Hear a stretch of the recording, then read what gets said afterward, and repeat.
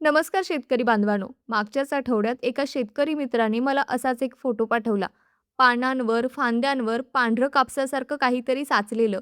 थांबा, हे हलक्यात घेऊ नका. ही आहे मिलीबग, म्हणजेच पिढ्या ढेकून. आणि वेळेत उपाय नाही केला तर पूर्ण पीक हातातून जाऊ शकतं. आजच्या व्हिडिओत सांगणार आहे ही कीड ओळखायची कशी, कोणतं रासायनिक औषध वापरायचं आणि डोस किती, आणि सेंद्रिय उपाय सुद्धा. शेवटपर्यंत बघा, कारण शेवटी एक गोष्ट अशी सांगणार आहे जी बरेच जण विसरतात. नमस्कार, मी किरण वाळके. ॲग्रीवेट.इन वर मनापासून स्वागत. हे चॅनल आहे तुमच्यासाठी खरी उपयोगी माहिती सोप्या भाषेत द्यायला. चला सुरुवात करूयात. आता ही कीड ओळखायची कशी? पानांच्या मागच्या बाजूला फांद्याच्या बेचक्यात कोवळ्या देठाजवळ पांढरं कापसासारखं मेंचट थर दिसतो. हीच मिलीबग. ही कीड पानं, कोवळ्या फांद्या, कळ्या, फळं यातून रस शोषून घेते. त्यामुळे झाडाची वाढ खुंटते, नवीन फूट थांबते, फळांचा आकार जो आहे तो वेडावाकडा होतो आणि सगळ्यात मोठी डोकेदुखी म्हणजे ही कीड मधासारखा चिकट स्राव सोडते, ज्यावर काळी बुरशी साठते आणि मग पानं, फळं काळी पडतात आणि याचा थेट बाजारभावावर परिणाम होतो. आता ही मिलीबग कोणत्या पिकावर येते आणि याचं मुंग्यांशी कनेक्शन काय? कापूस, सीताफळ, पेरू, द्राक्ष, डाळिंब, वांगी, पपई जवळपास सगळ्याच पिकांवर ही कीड येऊ शकते.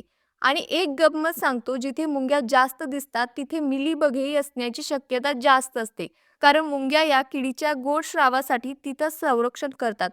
तिला इतर किडींपासून वाचवतात. त्यामुळे नुसतं औषध फवारून उपयोग नाही, मुंग्यांचा बंदोबस्त सुद्धा तितकाच गरजेचा आहे. आता याच्यावरती रासायनिक उपाय कोणता, औषध किती आणि डोस किती? आता मुद्द्याचं बोलूयात.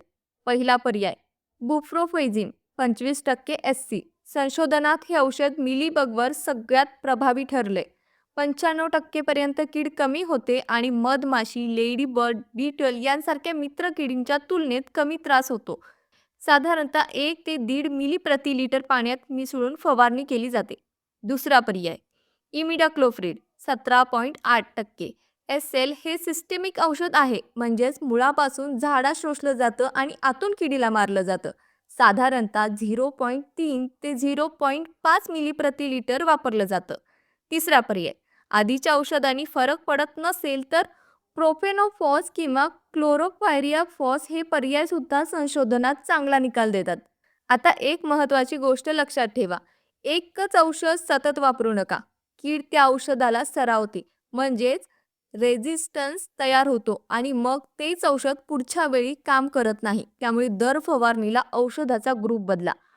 आणि सगळ्यात महत्त्वाचं, मी सांगते ती सर्वसाधारण संशोधन आधारित माहिती आहे. प्रत्यक्ष औषध आणि नेमका डोस ठरवताना औषधाच्या लेबलवरची सूचना जरूर वाचा. आणि एकदा तुमच्या नजीकच्या कृषी सेवा केंद्रित किंवा कृषी अधिकाऱ्याला दाखवून मगच फवारणी करा. कारण पीक, हवामान आणि प्रादुर्भावाच्या तीव्रतेनुसार फवारणीस बदल घडू शकतो. आता याच्यावरती सेंद्रिय आणि जैविक उपाय. ज्यांना रासायनिक औषध कमी वापरायचं आहे किंवा सेंद्रिय शेती करता त्यांच्यासाठी हा पर्याय. निंबोळी तेल, नीम ऑइल 2 ते 3 मिली प्रति लिटर पाण्यात मिसळून दर 10 ते 15 दिवसांनी फवारा. किडीवरचा मेनचा थर तोडायला मदत होते आणि त्यामुळे पुढचं औषधही चांगला परिणाम दाखवतो. साबणाचं द्रावण, साधा कपडे धुण्याचा साबण पाण्यात विरघळून फवारल्यास मेनचट थर विरघळतो.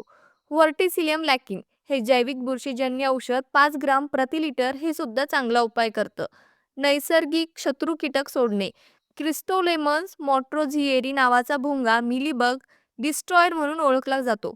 तो मिलीबग खाऊन टाकतो. हा कृषी विद्यापीठ किंवा कृषी सेवा केंद्रातून मिळू शकतो. आणि सगळ्यात आधी छाटणी करा. जास्त प्रादुर्भाव झालेल्या फांद्या कापून शेताबाहेर नेऊन जाळून टाका, म्हणजेच इतर कीड दुसऱ्या झाडांवरती पसरणार नाही. आता याच्यावरती फवारणी करताना ही काळजी घ्या. फवारणी करताना तोंडाला मास्क, हातात ग्लोव्ज घाला. वाऱ्याच्या विरुद्ध दिशेला फवारणी करू नका. लहान मुलं आणि जनावरांना त्या भागापासून दूर ठेवा. आणि फवारणी झाल्यावर हात, पाय साबणाने स्वच्छ धुतल्याशिवाय खाणं पिणं करू नका. पुढच्या वेळी कीड येऊच नये म्हणून शेतातलं तण नियमित काढा.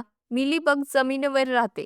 जास्त नायट्रोजन खत टाकणं टाळा, कारण त्यामुळे कोवळी पालवी जास्त येते आणि मिलीबगच्या तीच जास्त आवडते.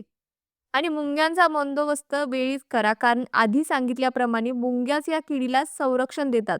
मित्रांनो, तुमच्या शेतात मिलीबगचा त्रास असेल तर कमेंटमध्ये तुमचं पीक परिस्थिती नक्कीच सांगा. मी शक्य तितकं मार्गदर्शन करेन. व्हिडिओ उपयोगी वाटला तर लाईक करा. ॲग्रीवेट.इन ला सबस्क्राईब करून बेल आयकॉन दाबायला विसरू नका. म्हणजे पुढची उपयोगी माहिती सगळ्यात आधी तुमच्यापर्यंत पोहोचेल. भेटूयात पुढच्या व्हिडिओत. तोपर्यंत काळजी घ्या. जय जवान, जय किसान.